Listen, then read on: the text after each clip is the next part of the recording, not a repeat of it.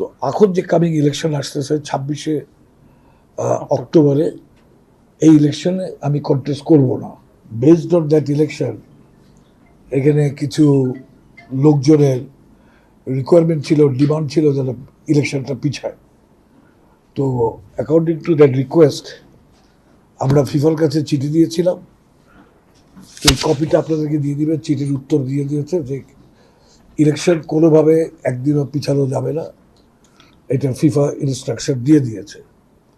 So এই চিঠিটা আপনাদেরকে কপি দিয়ে দিবে, so you can find out যে ফিফার মাইন্ডটা। আর আমি আপনাদের সাথে যেটা বসছি আমার পার্সোনাল ব্যাপারে, আমি 4 টার্ম আপনাদের সাথে ছিলাম। I consider myself two be very lucky যে এই সুযোগ আমার জীবনে আসছে। তো এখন যে কামিং ইলেকশন আসতেছে 26শে অক্টোবরে, এই ইলেকশনে আমি কন্টেস্ট করব না। So that's my final decision. তো এইটা আপনাদেরকে জানাবার জন্য আসছি।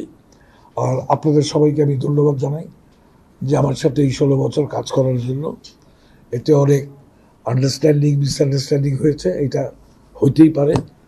So I have nothing in my heart. আশা করবো আপনারাও মনে কিছু রাখবেন না।